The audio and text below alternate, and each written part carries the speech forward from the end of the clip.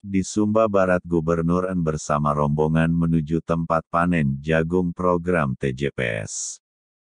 Banyak kebijakan dulu yang kita menuai protes. Banyak di NTT sejak saya jadi gubernur, banyak sekali. Di Labuan Bajo mengatur supaya bisa menjadi aman, demo besar-besaran. Tapi hari ini setelah itu bilang, Bapak dulu kami juga tidak tahu, ternyata begini jadinya. Ya, memang begitu. Maka Yesus bilang ampunilah mereka, mereka tidak tahu apa yang mereka buat. Itu karena begitu, one step ahead, satu langkah di depan minimal. Nah, karena itu saya harapkan Sumba Barat Daya, khususnya Pulau Sumba, ini pulau yang luar biasa. Kita siapkan supaya ke depan pulau ini menjadi pulau yang akan melakukan hilirisasi dalam semua bidang. Kita mempunyai jagung, kita mempunyai peternakan yang kuat, kita punya energi terbarukan yang hebat, khususnya solar farm. Tahun depan, paling lambat tahun ini sudah mulai, kita akan mengerjakan semuanya dengan baik.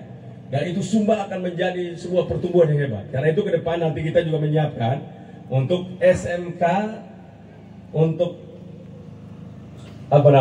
energi baru terbarukan. Nanti Pak Kabit siapkan untuk SMK energi baru terbarukan di Sumba. Kenapa? Karena mau tidak mau itu harus ada, supaya anak-anak terbelajar biasa dengan bagaimana mereka berhubungan dengan energi baru terbarukan. Nah, ini kita butuhkan untuk menjawab seluruh tantangan yang ada. Tidak ada manusia yang cerdas, pintar, luar biasa, tetapi dia tidak punya daya tahan dan jadi. Tidak ada. Banyak orang mengeluarkan teori airan ini. Kalau kita baca di Facebook, semua orang pintar, luar biasa. Tapi begitu omong habis, dia makan pun bermasalah. Banyak. Omong teorinya luar biasa, makan bermasalah. Bahkan anaknya pun di sekolah pun dia cari keliling orang untuk bantu anaknya sekolah. Karena dia sendiri, tapi dia tertarik sekali mengeluarkan teori. Ini namanya teori di atas langit yang tidak pernah turun landing di bumi ini. Nah, karena itu kita tidak tertarik terhadap orang-orang seperti itu. Dunia dan ilmu pengetahuan mengajarkan kita bahwa tidak mungkin IQ semata-mata untuk membangun manusia. Intellectual quiescence bukanlah alasan satu-satunya manusia itu menjadi manusia unggul. Ada orang bilang, anak saya cerdas, wah bagus, punya daya tahan tidak? Anak saya nih kalau sudah hujan sedikit demam 8 tahun baru berhenti Bapak. Ini berat kita. Bapak anak saya kalau bergerak saat jalan 500 meter dia batuk 8 tahun Bapak. Ini tidak bisa. Ternyata tidak itu. Rupanya ada ilmu lain yang mempengaruhi daya tahan lain, ada input lain. Adalah bagaimana kita mempunyai resilience. Anak-anak itu punya resilience. Resilience itu bukan kayak gelas dari kaca itu, banting di lantai, dia pecah berantakan. Bukan. Resilience itu seperti bola kasti, banting, dia melompat tinggi. Itu namanya resilience. Mempunyai kemampuan loncat di saat banting. Nah, kalau itu ilmu. Nah, untuk itu mengharuskan anak-anak itu dibawa dalam sebuah program atau proyek-proyek yang membuat mereka punya kemampuan untuk bertumbuh maju. Tidak bisa mereka belajar dalam ruang kelas. Karena itu Pak Guru, coba guru-guru SMA SMK coba diri coba. Mana guru SMA SMK? Baik, terima kasih. Duduk kembali. Begini ilmunya. Tidak mungkin anak siswa datang dari rumah, bapak ibu guru langsung masuk kelas, langsung transfer knowledge kepada anak ini. Tidak akan bisa. Karena ini sekolah bukan tempat penitipan anak. Sekolah itu bukan jasa penitipan anak. Sekolah adalah sebuah lembaga untuk mendidik, membina, melatih seorang anak manusia menjadi mandiri. Karena itu kita mesti punya desain untuk kita kenal mereka. Mereka adalah bagian keluarga kita. Untuk kita pahami, di rumah makan atau tidak. Di rumah dia punya hidup psikologi anak ini dalam rumah tangga macam apa. Itu kita mesti punya waktu. Waktu yang saya lihat kalau kita 5.30 atau 5, dan akhirnya sekarang 5.30. Ada waktu yang kita nyanyi bersama. Kita bernari bersama. Kita ngobrol bersama. Kita bisa cek mereka punya kehidupan rumah tangga. Whatever, jam 8 pun kita mulai tidak apa-apa. Tapi Bapak Ibu guru mempunyai waktu untuk bisa menjadi bagian dari anak itu untuk memahami psikologi anak itu dengan baik. Pertanyaan saya, pernah kita lakukan itu dalam sekolah? Pernah kita lakukan itu dalam sekolah? Pernah Bapak Ibu guru kepala sekolah? Belum? Belum. Kita masih sedang menjadi tempat jasa penitipan anak, bukan menjadi tempat membangun kemandirian seorang anak manusia. Tidak bisa. Bapak tidak mengenal anak itu, Bapak hanya mentransfer sesuatu.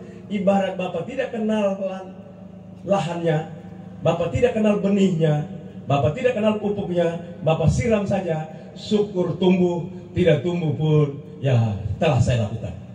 Tidak bisa. Dunia pendidikan kita harus mulai berubah. Kita harus paham apa yang sedang kita bangun anak ini. Bagaimana membangun intelektualnya. Mengapa transfer knowledge ini menjadi masalah kepada dirinya? Ada problem trauma kan dia? Kita tidak ke sana. Bagaimana, apakah ini trauma dia? Trauma lingkungan? Trauma rumah tangga? Apakah anak ini hidup dalam lingkungan keluarga seperti apa? Ini yang harus kita pelajari. Ini tempat dunia pendidikan. Karena itu memang kita punya waktu cukup. Masuk jam 7.30 bukan berarti datang terus langsung terakhir. Tidak ada keberhasilan. Menurut saya, tidak ada keberhasilan seorang anak manusia yang datang duduk di transfer knowledge. Rata-rata mungkin 1% dapat. Tapi majority mereka masih tetap berpikir tentang bagaimana kondisi dirinya. Trauma di rumah kan? Trauma lingkungan? Trauma dengan guru? Kita ini produk-produk trauma guru loh. Saya tidak tahu kalau Pak Bupati, saya ada. Masuk sekolah itu lihat guru punya kumis, saya takut sekali. Kumisnya melintang panjang, isap tembakau begitu, dia memotong. Dari mana? Nah, padahal kan dunia pendidikan tuh harus relax, enjoy, kegembiraan di sana dilakukan. Bukan penuh dengan tekanan. Tekanan yang dimaksud adalah program, proyek didampingi untuk mereka berhasil menemukan identitas diri mereka. Itu dunia pendidikan. Jadi uang yang banyak itu, uang yang disiapkan untuk Bapak Ibu kepala sekolah, ketua komite, para guru pembimbing, mendampingi mereka untuk mereka menemukan confidence diri. Tidak semua manusia seperti saya atau Pak Cornelis Kodemet yang mampu berjuang sendiri untuk keluar dari kesulitan. Tidak semua manusia seperti itu.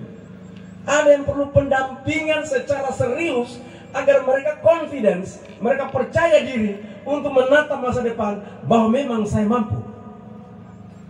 Ingat, banyak yang kita katakan bahwa anak ini tidak punya bakat untuk matematika, anak ini tidak punya bakat untuk fisika. Kita sedang salah.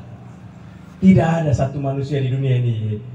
Semua kita punya kemampuan. Bila kita mampu membuat tanah itu subur, kita mampu mendesain psikologi anak itu dengan baik, lalu kita mengisi dengan penuh kasih sayang dan cinta, lalu ilmu itu kita kasih, dia akan bertumbuh subur, lebih hebat dari siapapun yang mempunyai bakat yang luar biasa. Saya percaya itu. Kita sedang merubah, kita sedang merestorasi dunia pendidikan kita. Kita tidak sedang menjadi lembaga jasa penitipan anak. Kita menjadi sebuah lembaga mendidik, melatih, mendampingi, dan membangun seorang manusia menjadi manusia unggul.